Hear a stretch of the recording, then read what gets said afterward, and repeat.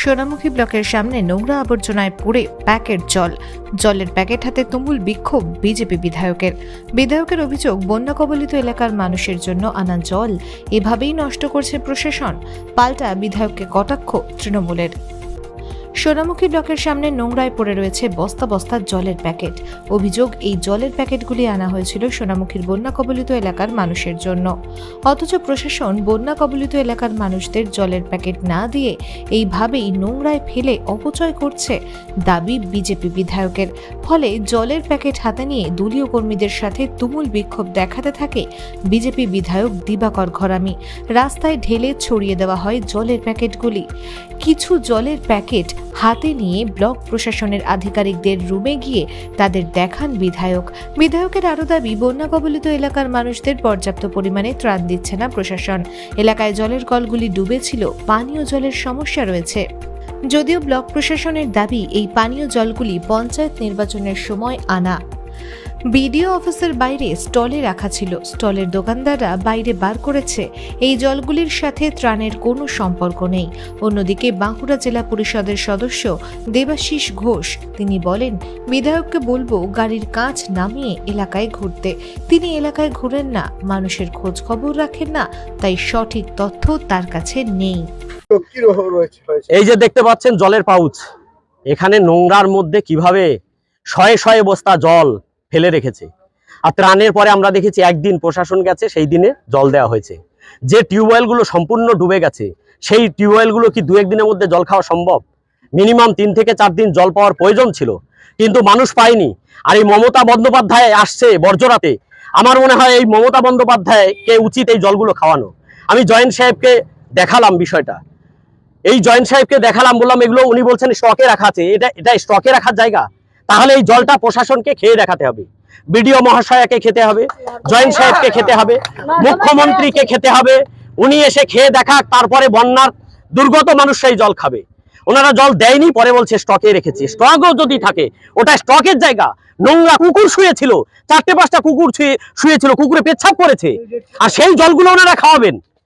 কোন অরাজকতার মধ্যে আমরা বাস করছি? কোথায় বাস করছি আমরা? আমি বারবার অভিযোগ করেছি, যেই তৃণমূল কংগ্রেস এই ত্রাণ চুরি করেছে, প্রশাসন কেন রুখে দাঁড়াচ্ছে না? প্রশাসনকে আমি বলবো, আপনারা মেরুদণ্ড সোজা করে রুখে দাঁড়ান। এইভাবে মানুষকে, অসহায় মানুষগুলোর সঙ্গে এইভাবে আপনারা অন্যায় করবেন না। সবাইকে বলবো রুখে দাঁড়ান। ওই তৃণমূল কংগ্রেসকে ভয় পাবেন না, তৃণমূল কংগ্রেসকে ভয় পাওয়ার কিছু নেই। ওই তৃণমূল কংগ্রেস শেষ হয়ে গেছে, এবারে মানুষ জবাব দেবে, এই চোর সরকারকে মানুষ জবাব দেবে। সোনামুখী ব্লকের সামনে একটি ঘরের সামনে গাছতলা, ফাঁকা জায়গা, সেখানে ড্রেনের পাশে, সেখানে আমাকে একজনা ডাকলো, আমি গিয়ে দেখলাম যে সেখানে তার বস্তার উপরে 4-5টা কুকুর শুয়ে আছে। আমি যখন এগুলো নিয়ে জয়েন্ট সাহেবকে দেখালাম, উনি বললেন আমাদের জল স্টকে রাখা আছে, যদি আরো বন্যা হয় তাহলে এই জল আবার খাবে। এই আজকে যারা এসেছে আমার সঙ্গে, বন্যা দুর্গত এলাকার মানুষ, তারা তো ভয়ে আর প্রশাসনের জল খাবে না। এই আমি বারবার বলছি, এটা আজকে মুখ্যমন্ত্রীকে খাওয়ানো উচিত। নিয়ে গিয়ে পাউচ মুখ্যমন্ত্রী একটা খেয়ে দেখাক, তারপরে বন্যা দুর্গত মানুষরা খাবে। বলবেন? আমার মনে হয় দিবাকর ঘরামিকে বা দিবাকর বাবুকে আমি অনুরোধ করব যে এলাকায় ঘুরতে, কারণ এই জলটা পঞ্চায়েত ইলেকশনের সময় ব্যবহার করেছিল ব্লক থেকে, পঞ্চায়েতে গণনা এবং পঞ্চায়েতের যে নমিনেশন হয়েছিল তখন ব্যবহার করেছিল। এই জলটা উদ্বৃত্ত জল ছিল, নষ্ট হয়েছিল, তার জন্য বাইরে ফেলা ছিল। আর যেসব জায়গায় আমাদের জল উঠেছিল, দামোদর নদীর জল, উত্তর নিত্যানন্দপুর, উত্তর বেশিয়া, উত্তর রূপুইসাহার এবং শালী নদীর জল যেখানে উঠেছিল আমাদের ওই সাহেবগঞ্জ এবং মহেশপুর বুথে, সেখানে কিভাবে পরিষেবা পেয়েছে এলাকার মানুষের গেলেই উনি বুঝতে পারবেন।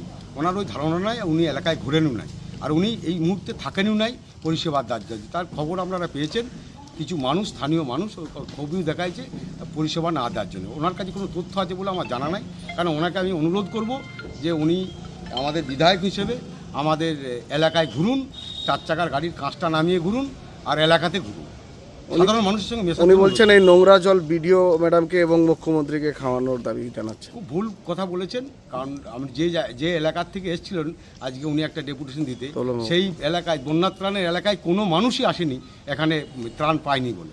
কারণ ত্রাণ প্রত্যেকটা বাড়িতে বাড়িতে ব্লকের টিম, পঞ্চায়েতের টিম এবং আমরা যারা সংসদীয় গণতন্ত্র আছি প্রত্যেকটা মানুষ প্রত্যেক দিন পরিষেবা দিয়েছে।